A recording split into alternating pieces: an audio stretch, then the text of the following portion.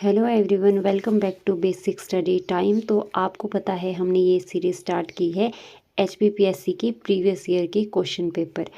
तो इसी के अंतर्गत ये हमारा नेक्स्ट वीडियो है। इसमें हम HP टेट के जो आर्ट्स का टेट का पेपर था नवंबर 2023 में हुआ है, उसमें जो सेक्शन 3 सोशल साइंस के क्वेश्चन, सोशल स्टडीज़ के क्वेश्चन आए थे उसको हम डिस्कस करेंगे। उसके 60 क्वेश्चन पेपर में आते हैं और आज हम करेंगे 28 क्वेश्चन डिस्कस। तो देखिए आज का फर्स्ट क्वेश्चन हमारा है, भारत में सबसे लंबी रात किस तारीख को होती है? तो सबसे लंबी रात होती है हमारी 22 दिसंबर को। नेक्स्ट है, देशांतर के बीच मैक्सिमम दूरी कितनी है? देखिए आपने ग्लोब देखा होगा तो मैप में भी देखा होगा, देशांतर रेखाएं होती है इस तरह से जो ऊपर से नीचे को होती है, और अक्षांश रेखाएं होती है इस तरह से, लैटिट्यूड लाइंस जो इस तरह से लेटी हुई लाइनें होती है। तो यहाँ पर इस क्वेश्चन में जो है ये जो लॉन्गिट्यूड्स है इनकी दूरी पूछी गई है कि मैक्सिमम दूरी कहाँ पर होती है। तो इनकी मैक्सिमम दूरी होती है भूमध्य रेखा पर। आपको पता होगा भूमध्य रेखा होती है बिल्कुल सेंटर में 0 डिग्री पर भूमध्य रेखा। और यहाँ से जो है हमारा मैप 2 हिस्सों में बंट जाता है, नॉर्थ और साउथ में। अब देखिए भूमध्य रेखा पर सबसे ज़्यादा दूरी जो है उसका डिस्टेंस कितना है? तो डिस्टेंस अगर देखेंगे तो 62.172 माइल्स है, और अगर किलोमीटर में देखेंगे तो 111.321 किलोमीटर है। नेक्स्ट है, सबसे ज़्यादा टाइम जोन किस देश में है? तो सबसे ज़्यादा टाइम जोन हमारा है फ्रांस में, और यहाँ पर फ्रांस नहीं दिया हुआ है तो नन ऑफ दिस ये वाला आएगा। तो इनमें से किसी भी देश में ज़्यादा टाइम जोन नहीं है मगर सबसे ज़्यादा फ्रांस में है। कितने टाइम जोन है? 12। रूस और USA में, यहाँ रूस दिया हुआ है देखो, रूस और USA में 11 टाइम जोन है, और ऑस्ट्रेलिया, UK और अंटार्कटिका यहाँ पर 9 टाइम जोन है, और कनाडा में 6 टाइम जोन है। और इंडिया की अगर बात करेंगे तो इंडिया में वैसे तो 2 टाइम जोन आते हैं, मगर इंडिया ने अपना एक स्टैंडर्ड टाइम सेट किया है तो इसलिए इंडिया में 1 टाइम जोन है। नेक्स्ट देखिए, प्रसिद्ध डेजर्ट गोबी स्थित है। ये गोबी डेजर्ट कहाँ पर है? तो गोबी डेजर्ट हमारा आता है मंगोलिया में। ऑप्शन सी इसका सही आंसर रहेगा। अब देखिए गोबी डेजर्ट साउदर्न मंगोलिया और नॉर्थ वेस्ट चाइना में है, चाइना के बीच में पड़ता है। ये देखिए चाइना नीचे आता है और उसके ऊपर मंगोलिया आता है। तो चाइना का जो नॉर्थ वेस्ट का एरिया है, नॉर्थ वेस्ट का एरिया, और मंगोलिया का जो साउथ का एरिया है वहाँ पर पड़ता है गोबी डेजर्ट। ये जो है ठंडा मरुस्थल है, यह एशिया का सबसे बड़ा और वर्ल्ड का 5वां सबसे बड़ा डेजर्ट है।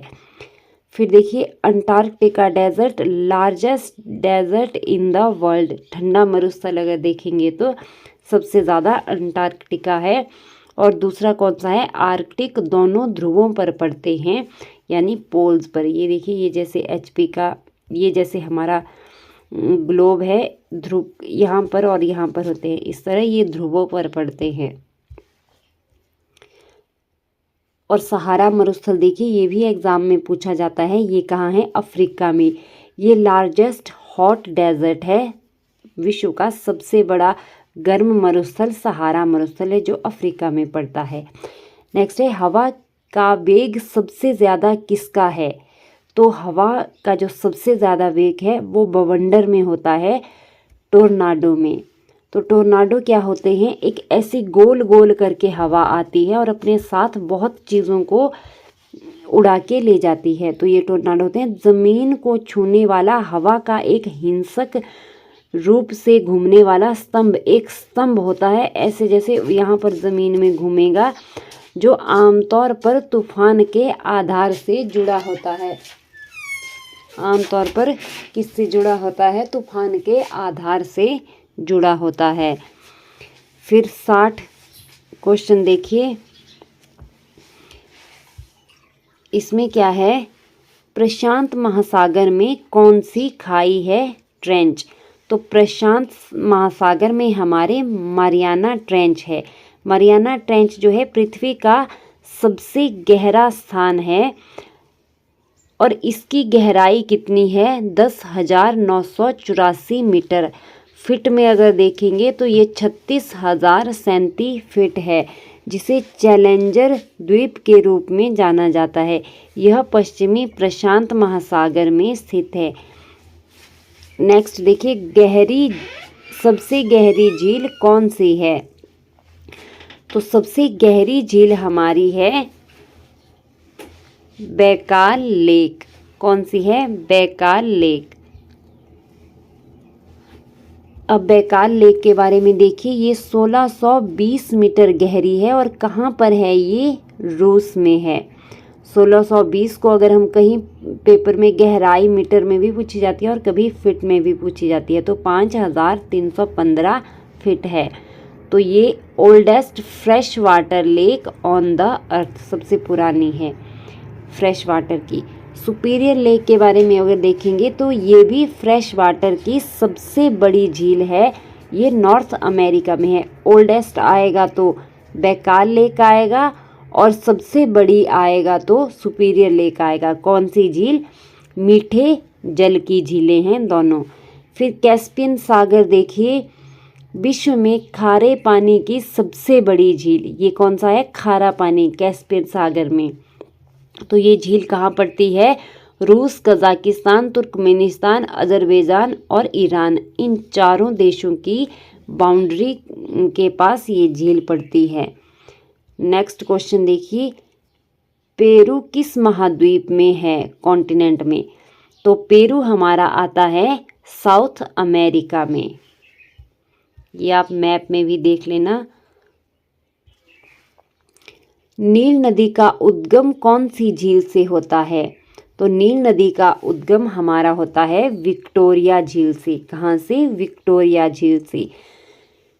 अफ्रीका में युगांडा, केन्या और तंजानिया की सीमा पर ये झील है। कहाँ है, अफ्रीका में। नील नदी कहाँ बहती है, अफ्रीका महाद्वीप में। और 3 देशों की बाउंड्री को ये झील टच करती है, याद रखना है, युगांडा, केन्या और तंजानिया।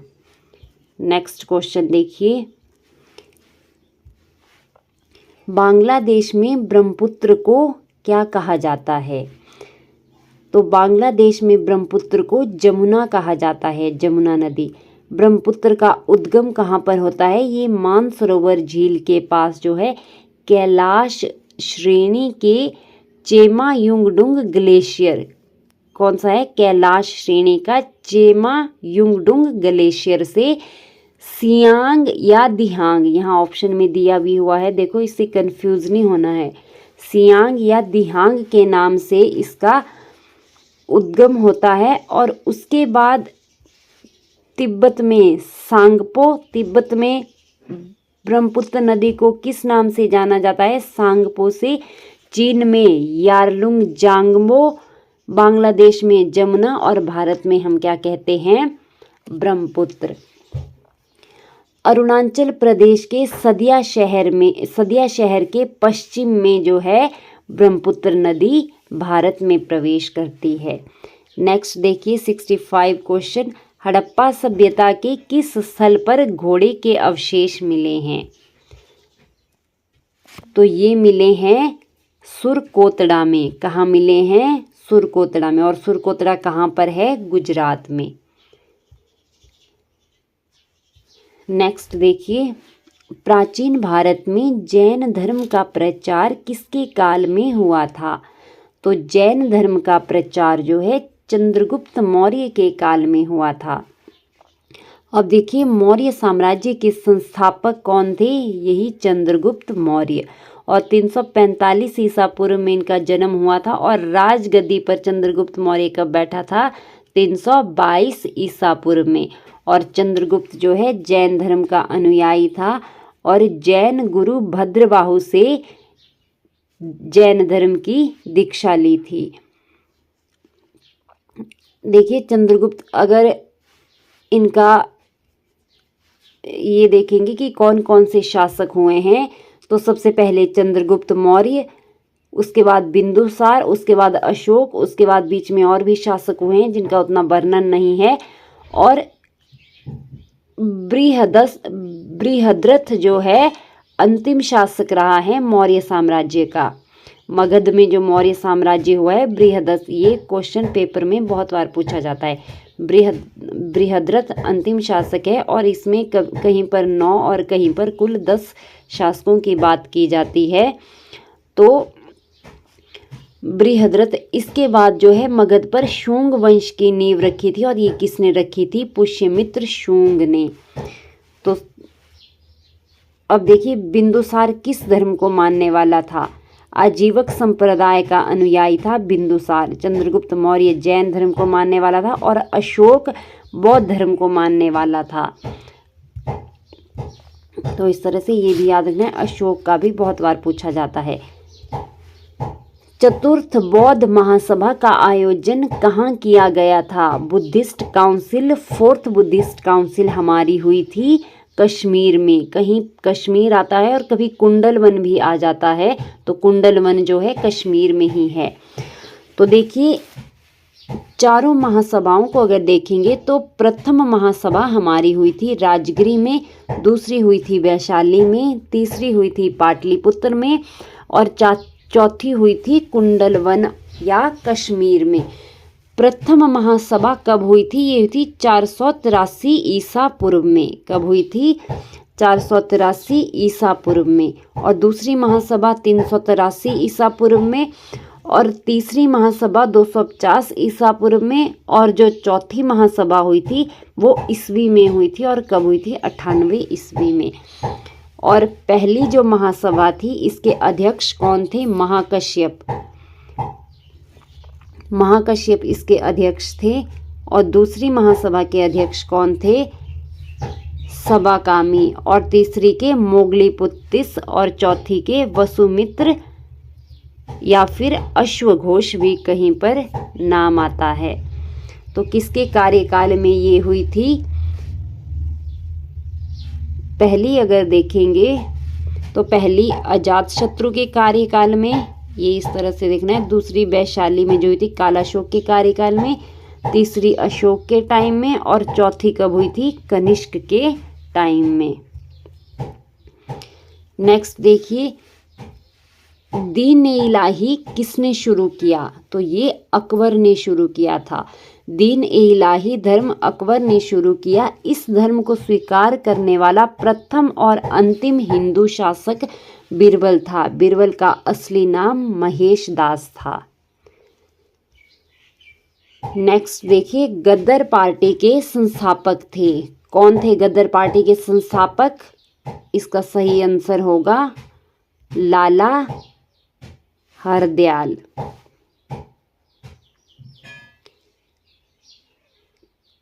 कौन होंगे? लाला हरदयाल। यहाँ पर मैंने ये ऑप्शन गलत लिखा हुआ है, यहाँ पर बी आएगा। गदर पार्टी के संस्थापक सोहन सिंह भकना और लाला हरदयाल थे। यह एक क्रांतिकारी पार्टी थी। इसका मुख्यालय अमेरिका के सैन फ्रांसिस्को में स्थित था और इस पार्टी की स्थापना 1913 में की गई थी। क्वेश्चन में शायद नंबरिंग मैंने गलत डाली है, ये 69 क्वेश्चन है और इसका बी आंसर है।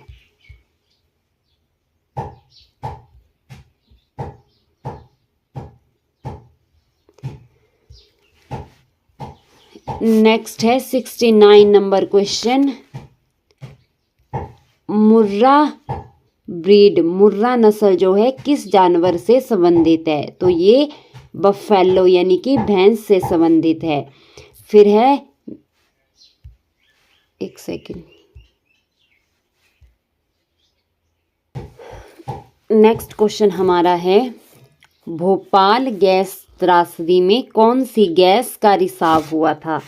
तो इसमें मिथाइल आइसोसाइनेट का रिसाव हुआ था। नेक्स्ट है 71 क्वेश्चन। भारत में संसद के संयुक्त अधिवेशन की अध्यक्षता कौन करता है? तो इसकी अध्यक्षता करता है स्पीकर ऑफ लोकसभा। अब देखिए आगे, संविधान के अनुच्छेद 108 में, तो ये भी पूछा जाता है कि कौन से अनुच्छेद में जो है संयुक्त अधिवेशन की बात की गई है। तो अनुच्छेद 108 में ज्वाइंट सेशन ऑफ पार्लियामेंट की व्यवस्था है और संयुक्त अधिवेशन राष्ट्रपति के द्वारा 3 स्थितियों में बुलाया जा सकता है। वो कौन कौन सी स्थितियां हैं? पहली है दूसरे सदन द्वारा विधेयक अस्वीकार किया गया हो। दूसरी स्थिति है विधेयक पर किए जाने वाले संशोधनों के बारे में दोनों सदन अंतिम रूप से असहमत हो गए हों। तीसरा है दूसरे सदन को विधेयक प्राप्त होने की तारीख से उसके द्वारा विधेयक पारित किए बिना 6 मास से अधिक बीत गए हों। तो इन तीनों स्थितियों में जो है और इस अधिवेशन की अध्यक्षता जो है लोकसभा का अध्यक्ष करता है और इन तीनों स्थितियों में जो है ये ज्वाइंट सेशन बुलाया जाता है। और कौन बुलाता है इसको? राष्ट्रपति। नेक्स्ट देखिए, 3 ओर से घिरे भूभाग को क्या कहा जाता है? जमीन अगर 3 ओर से घिरी हो तो उस भूभाग को प्रायद्वीप कहा जाता है। पेनिनसुला, प्रायद्वीप। अब देखिए प्रायद्वीप तो 3 तरफ से जमीन पानी से घिरा होता है, जैसे इंडिया का ये वाला हिस्सा है, ये यहाँ भी पानी है, यहाँ भी पानी है, यहाँ भी पानी है, चारों तरफ से ये समुद्र से घिरा हुआ है। अगर भूमि का कोई टुकड़ा हो, ये भूमि है, चारों तरफ से पानी से घिरा हो, तो उसको द्वीप कहा जाता है। क्या कहा जाता है? द्वीप, यानी कि आइलैंड। इसके साथ ही स्थल डमरू मध्य देखिए, इस्थमस, ये क्या होता है?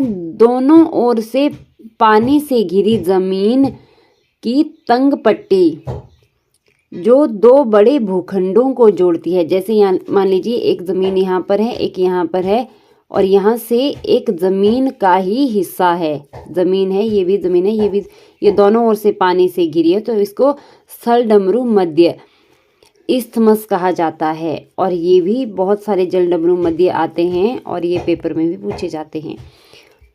नेक्स्ट जब आएगा तो हम ज़रूर इसको डिटेल में डिस्कस करेंगे। देखिए, भारत छोड़ो आंदोलन कब शुरू हुआ? क्विट इंडिया मूवमेंट, तो ये 1942 में शुरू हुआ था। भारत छोड़ो आंदोलन द्वितीय विश्व युद्ध के समय 9 अगस्त 1942 को आरंभ किया गया था, जिसे अगस्त क्रांति भी कहा जाता है। अगस्त में स्टार्ट हुआ था, तो अगस्त क्रांति। इसका लक्ष्य भारत से ब्रिटिश साम्राज्य को समाप्त करना था। यह आंदोलन महात्मा गांधी द्वारा अखिल भारतीय कांग्रेस समिति के मुंबई अधिवेशन में शुरू किया गया है। और भारत छोड़ो का नारा किसने दिया था? यूसुफ मेहर अली ने। और करो या मरो का नारा गांधी जी द्वारा। ये दोनों इसी आंदोलन के नारे हैं। और भारत छोड़ो आंदोलन के नारे में कंफ्यूज नहीं होना है, ये यूसुफ मेहर अली ने दिया है, महात्मा गांधी ने नहीं दिया था। नेक्स्ट देखिए, पलासी का युद्ध किस वर्ष लड़ा गया? तो ये 1757 में लड़ा गया था।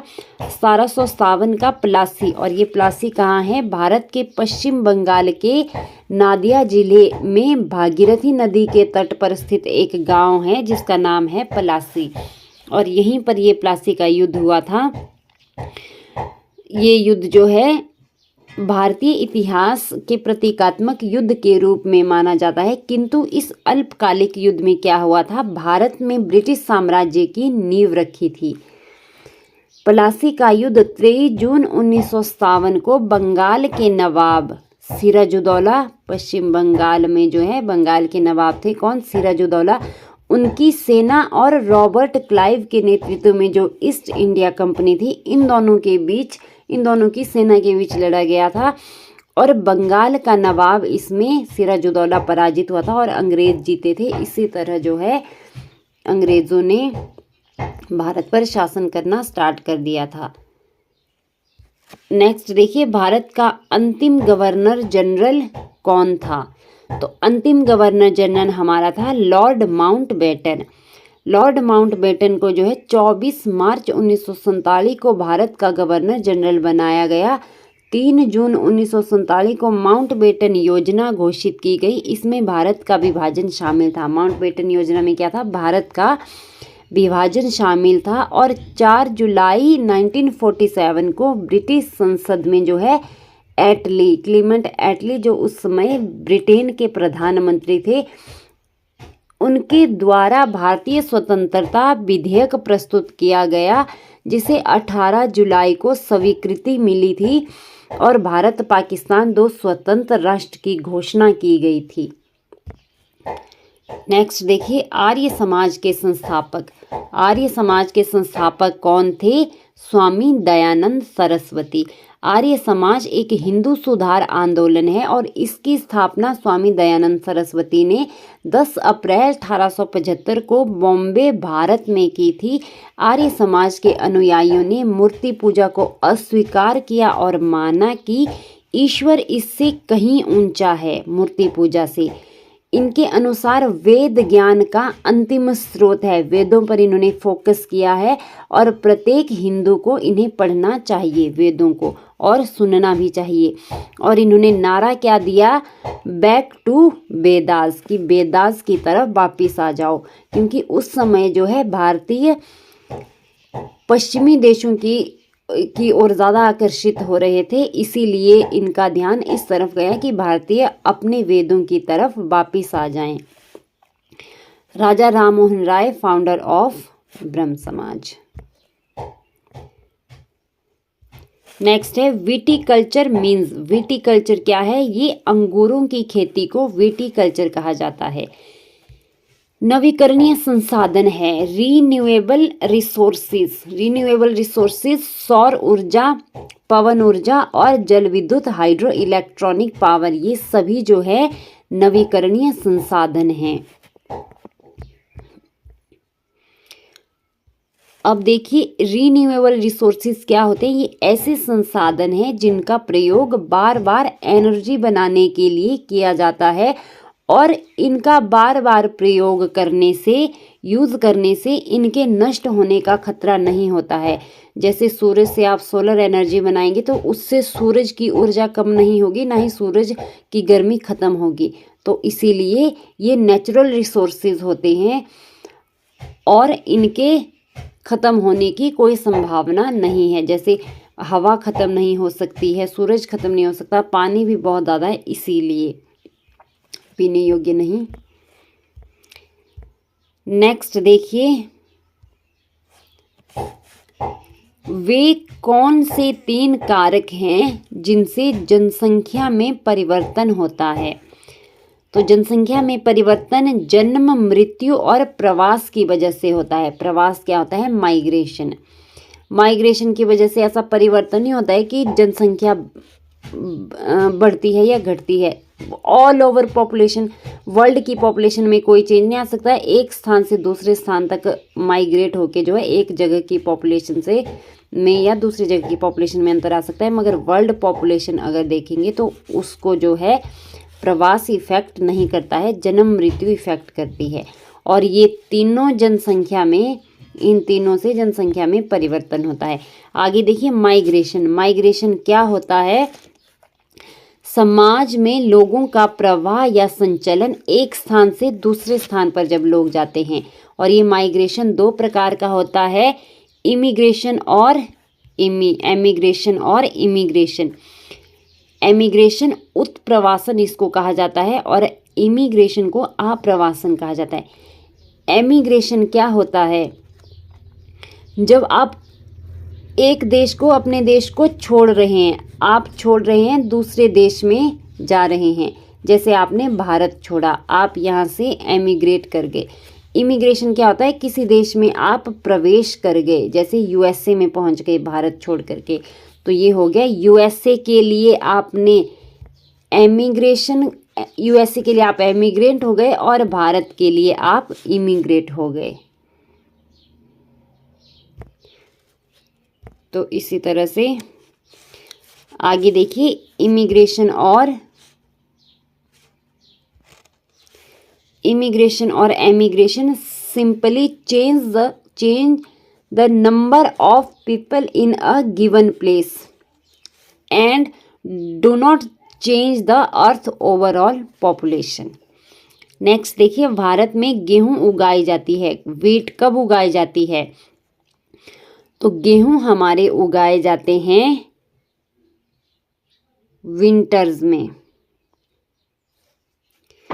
और विंटर्स में कब? अक्टूबर नवंबर के बीच बोए जाते हैं। और गेहूं कौन सी फसल है? गेहूं रबी फसल है। और रबी फसलों में कौन कौन सी फसलें आती है? रबी फसलों में गेहूं, जौ, चना, तिलहन, मटर, ये सब जो है रबी फसलें हैं। और रबी फसलें सर्दियों में बोई जाती है और गर्मियों में काटी जाती है। सर्दियों में मीन्स अक्टूबर नवंबर में, और गर्मियों में अप्रैल मई में ये काटी जाती है। ऑयल सीड्स भी इसमें आएगा रबी फसलों में। फिर खरीफ फसलें देखिए, खरीफ फसलें कब बोई जाती है? खरीफ फसलें जो है गर्मियों में बोई जाती है और ये सर्दियों में काटी जाती है। इसमें कौन कौन सी है? मक्का, चावल, बाजरा, कपास, जूट, मूंगफली, ज्वार, रागी, तुर, ये सब हमारी खरीफ फसलें हैं। नेक्स्ट है, निम्न में से कौन सा एक जीवाश्म ईंधन फॉसिल फ्यूल है? तो जीवाश्म ईंधन इनमें से कोयला है।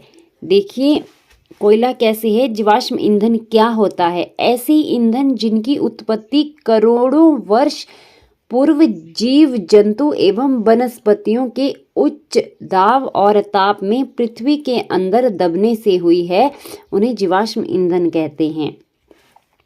कैसे ईंधन है? जैसे करोड़ों वर्ष पहले कोई भी पृथ्वी में ऐसा चेंज आया था कि कुछ पेड़ पौधे, जीव जंतु सब कुछ जो है पृथ्वी में दब गए थे, और ये धीरे धीरे दबते गए और बहुत नीचे पृथ्वी के अंदर मिट्टी कीचड़ बहुत नीचे चले गए।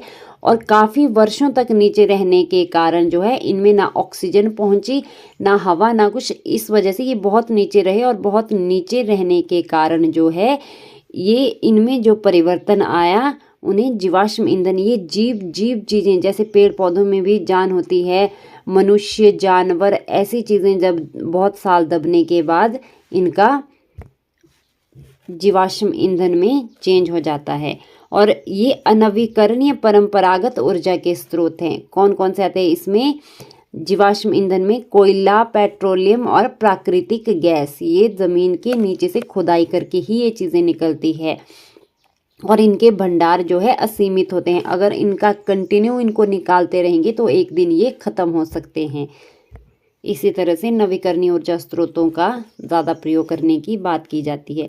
अब कोयला देखिए भारत में कहाँ कहाँ पाया जाता है? बिहार, झारखंड, उड़ीसा, मध्य प्रदेश, वेस्ट बंगाल और छत्तीसगढ़ में। पेट्रोलियम की बात करेंगे तो पेट्रोलियम भारत में पाया जाता है असम के रुद्र सागर और लकवा में, गुजरात के अंकलेश्वर और कलोल में, गोदावरी और कावेरी नदियों के डेल्टा में। प्राकृतिक गैस देखिए त्रिपुरा, जैसलमेर, मुंबई, कृष्णा और गोदावरी नदियों के डेल्टा में पाई जाती है। तो इस तरह से ये थे आज के हमारे क्वेश्चन। अगर आपको वीडियो अच्छा लगा है तो वीडियो को लाइक करें, शेयर करें और चैनल को सब्सक्राइब कर दें। धन्यवाद।